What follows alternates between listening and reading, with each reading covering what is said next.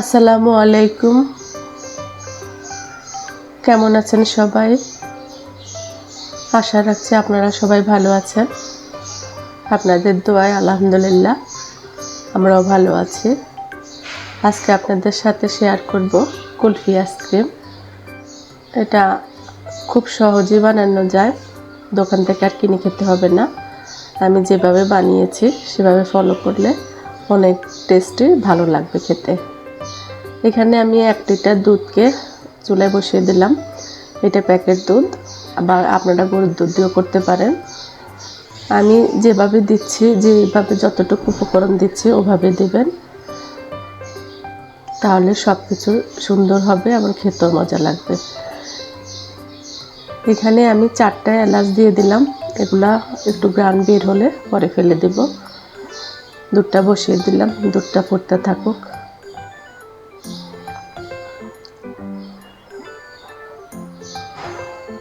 Kulfi ice cream বা এমনি ice cream আমাদের সকলেরই প্রিয়।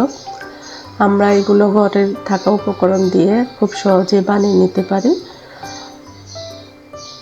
তবে কিভাবে বানাবো সেটা জানা থাকলে আর কোনো সমস্যাই হয় না। এটাতে 1 লিটার দুধ নিয়েছি, এখানে কোনো পানি মিক্স করিনি, দুধটাই পুরো। এরকম খোলামেলা পাতিল নেবেন, তাহলে নাড়তে বা জিনিসগুলো মানে আইসক্রিমটা বানাতে সুবিধা হয়, নিচে লেগে যাওয়ার ভয় থাকে না।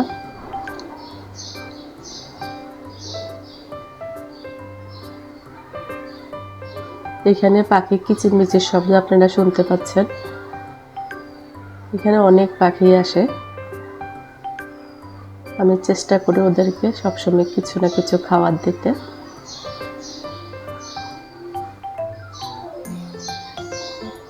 একটু নেড়ে দিতে হবে, একটু পরপর নাড়তে হবে, না হলে দুধের নিচে লেগে যায়।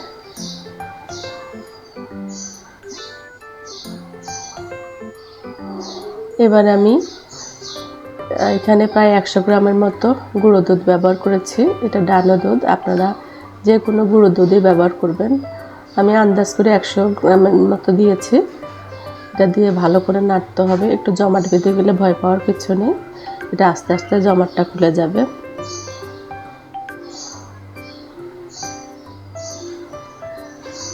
ভালো করে নেড়ে দিতে হবে।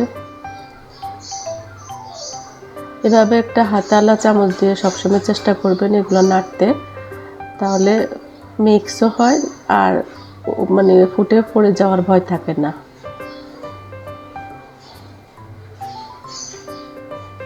আমি দুধটা ফোটার পরে আমি এখানে 100 গ্রামের মতো দুধ দিয়েছি।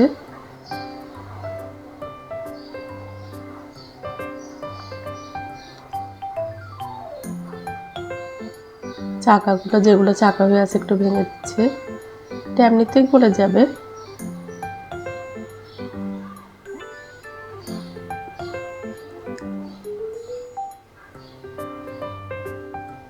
খুব সুন্দর করে নাড়তে হবে।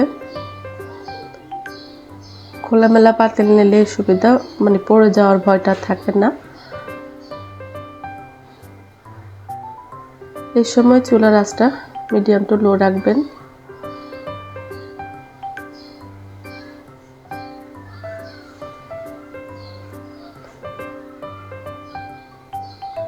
আপনাদের কাছে যদি এলাচের গুঁড়ো থাকে তাহলে 1/2 চা চামচ গুঁড়ো দিয়ে দিবেন। আমার কাছে ছিল না, তাই আমি 4টা গোটা এলাচ দিয়ে দিলাম। আর কুলফি আইসক্রিমে এলাচের গ্রানটা থাকতেই হয়, না হলে ভালো লাগে না।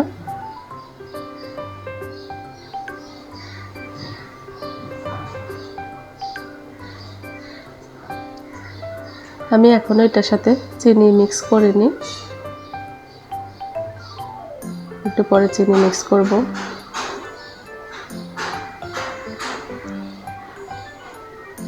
এই যে চিনি দিচ্ছি, চিনিটা স্বাদ অনুযায়ী আমি এখানে 1/4 টেবিল চামচের 4 টেবিল চামচ দিয়েছি। এটা আপনারা যে যেরকম মিষ্টি খেতে পছন্দ করেন ওভাবে দেবেন, তবে বেশি মিষ্টি ভালো লাগবে না। আমার এই মাপ অনুযায়ী দিলে সত্যি খেতে অনেক ভালো লাগবে।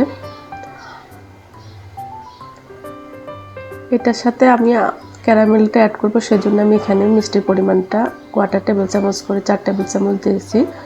আর ক্যারামেল করব 3 টেবিল চামচ দিয়ে, মোট আমার 7 টেবিল চামচ চিনি লেগেছে।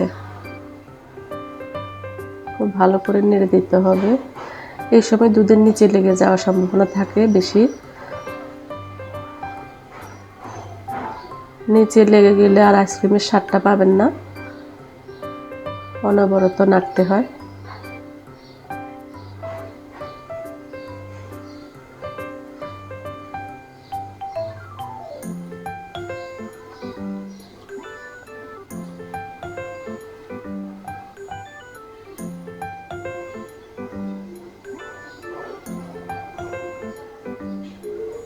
কারা কারা আমার মতো এভাবে বাসায় আইসক্রিম বানিয়ে খান অবশ্যই কমেন্টে জানাবেন।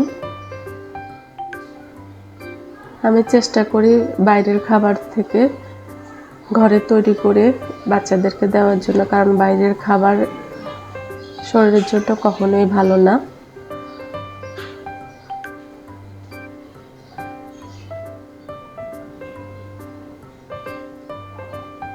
এটা দুধটাকে ঘন করে নেব।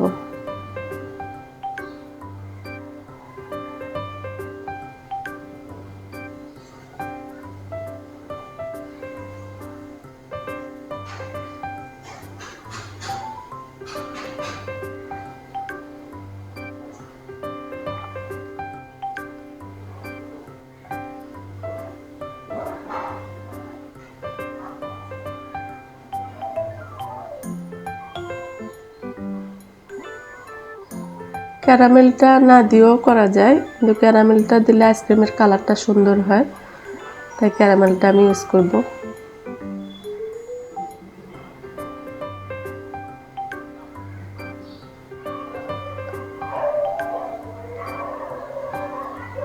দুধটা অনেকটা ঘন হয়ে গিয়েছে। এবার আমি এটার সাথে অ্যাড করব 1 টেবিল চামচ কাস্টার্ড পাউডার। এই কাস্টার্ড পাউডারের পরিবর্তে আপনারা কর্নফ্লাওয়ারও ব্যবহার করতে পারবেন, তবে আমার কাছে কাস্টার্ড পাউডারটা বেশি ভালো লাগে, তাই আমি ওটাই দিচ্ছি। কর্নফ্লাওয়ারও দেওয়া যায়, কাস্টার্ড পাউডারও দেওয়া যায়, মাপটা একই পরিমাণে। 1 লিটার দুধে 1 টেবিল চামচ, এটা সবসময় খেয়াল রাখলেই হবে।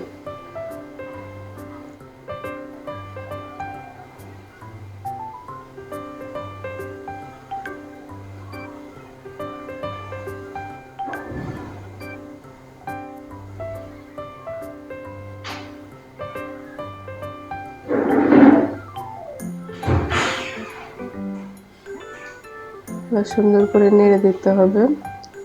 আমি এখনো কাস্টার্ড পাউডারটা দিইনি।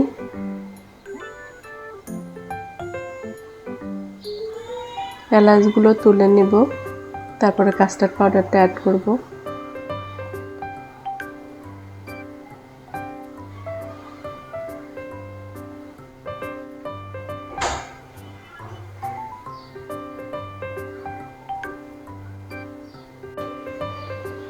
এই যে এলাচগুলো তুলে নিচ্ছে, কারণ কাস্টার্ড পাউডার দেওয়ার পর এলাচগুলো থাকলে তুলতে একটু সমস্যা হতে পারে, তাই আমি তুলে নিলাম এখনই দুধটা পাতলা থাকা অবস্থায়।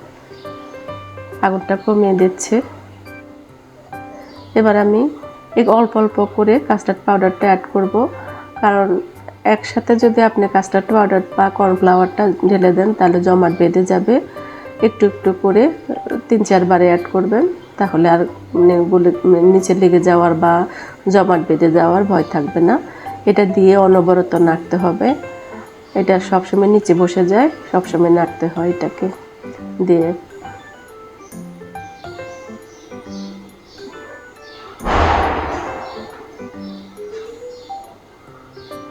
গরমের মধ্যে এভাবে মাইলা আইসক্রিম বা যে কোনো আইসক্রিম ঘরে বানিয়ে খেলে ভালোই লাগে।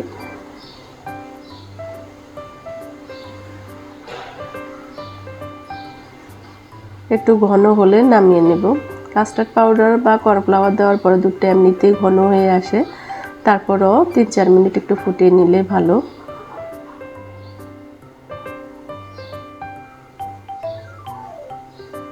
আমি আগুনটা এবার একটু বাড়িয়ে দিলাম। কাস্টার্ড পাউডার দেওয়ার সময় আমি আগুনটা কমিয়ে রেখেছি, এখন একটু বাড়িয়ে দিলাম।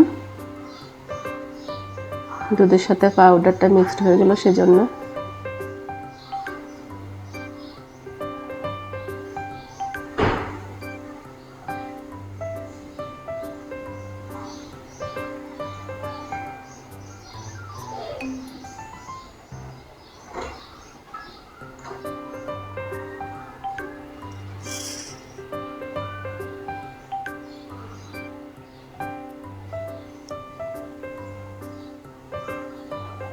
দুধের ঘনত্বটা দেখলাম, আর একটু ঘন হতে হবে।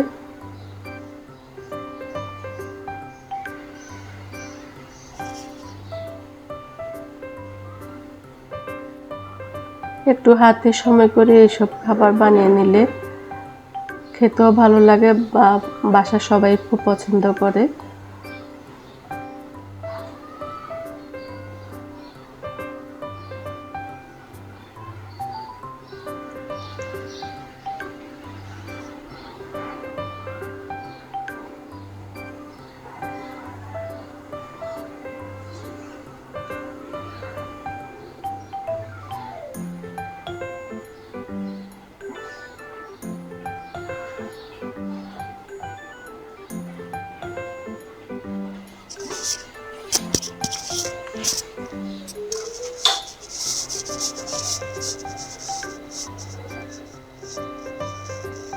আপনারা দেখেই তো বুঝতে পারতেছেন কিরকম ঘন হবে, যে চামচের পিছনে লেগে যাচ্ছে, মানে লেয়ার ধরতেছে।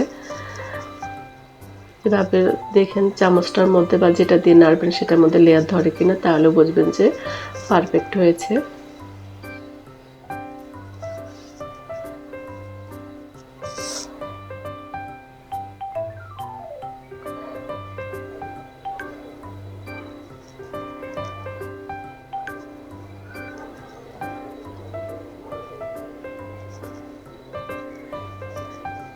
আমি ওটাকে নামিয়ে নিলাম দুধটাকে। এবার ক্যারামেলের জন্য 3/4 টেবিল চামচ চিনি নিয়েছি। এটাতে অল্প একটু পানি অ্যাড করে নেবেন। প্রথমে আমি পানিটা দিতে পরে দিয়েছি পানি, অল্প পরিমাণে পানি। ক্যারামেলটা যেন সুন্দর মতো হয়, বেশি পোড়া না যায়, এটা কালারটা যেন সুন্দর আসে, তাহলে খেতে ভালো লাগবে, কালারটাও সুন্দর আসবে। এটা সব সময় লো আগুনে করবেন, চুলার হিটটা লো রাখবেন।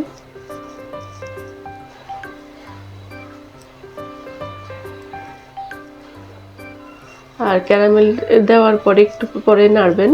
এই যে এখন নাড়তেছি, যে একটু পরে নাড়বেন, যখন দেখবেন যে চিনিটা মেল্ট হয়ে আসতেছে তখন নাড়া শুরু করবেন ভালো করে।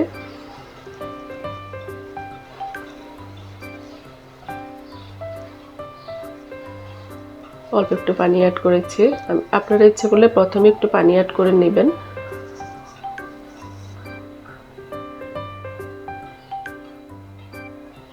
ক্যারামেলটা হয়ে যাওয়ার পরে আমি এটা দুধে দিয়ে দিয়েছি। আমার ওই ভিডিওটা কাটা পড়ে গেছে, তাই আমি দিতে পারলাম না। দিয়ে দেওয়ার পরে, আর ক্যারামেলটা যখন হওয়ার পরে দুধে দিলে মনে হবে একটু শক্ত হয়ে যাচ্ছে, কিন্তু ভয় পাওয়ার কিছু নেই। 1 মিনিটের মতো আবার ফুটিয়ে নেবেন চুলাতে, সব ঠিক হয়ে যাবে। এরপরে ঠান্ডা হলে হ্যান্ড ব্লেন্ডার বা ব্লেন্ডারে একটু ব্লেন্ড করে নিতে হবে। এটা সবসময় করে নেবেন। আমার কাছে হ্যান্ড ব্লেন্ডার ছিল, তাই আমি ওটা দিয়ে ব্লেন্ড করে নিচ্ছি। এটা অবশ্যই ঠান্ডা হওয়ার পরে ব্লেন্ড করবেন।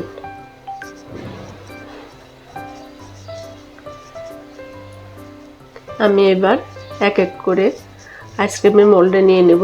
তবে দুঃখিত, আমার কাছে কুলফির কোনো মোল্ড নেই, তাই আমি এই মোল্ডেই করব। দেখুন কি সুন্দর হয়েছে, মাশাআল্লাহ। সম্পূর্ণ ঠান্ডা হওয়ার পরে মোল্ডে ঢালবেন। এক এক করে আমি নিচ্ছি, দেখুন।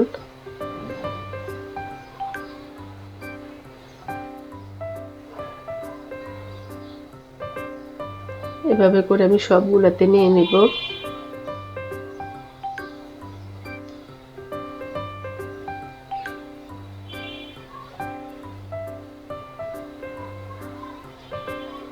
এটার মধ্যে কাজু বাদাম বা পেস্তা বাদামটাও অ্যাড করতে পারেন, কিন্তু আমার বাচ্চারা আসলে বাদাম দিলে খেতে চায় না, তাই আমি বাদামটা স্কিপ করেছি।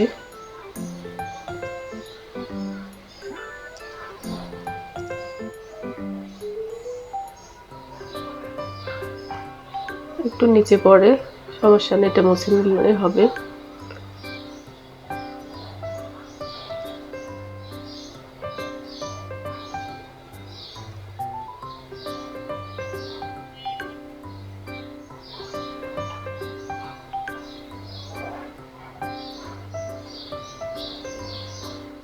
বাকিটুকু আমি একটা বাটিতে ঢেলে নেব।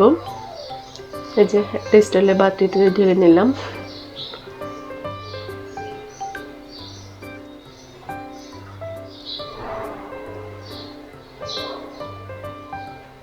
এরপর করে বাটিতে ঢেলে নেব। আর এটা ডিপ ফ্রিজে সংরক্ষণ করতে হবে 6 থেকে 7 ঘন্টা। তারপরে পুরো আইসক্রিমটা বসবে, তখন খেতে ভালো লাগবে।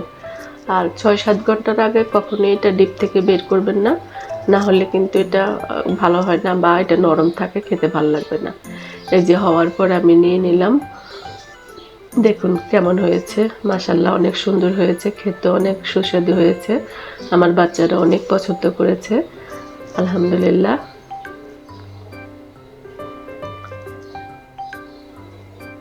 কুলফির মোল্ডে বেশি ভালো হতো, যেভাবে করে করেছি।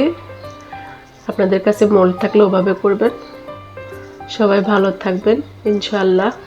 আগামী দিন নতুন আরেকটা ভিডিও নিয়ে আপনাদের সামনে হাজির হব। আমি লিপি, আর আপনারা এতক্ষণ দেখছিলেন লিপিস কিচেন অ্যান্ড ব্লগ। আল্লাহ হাফেজ।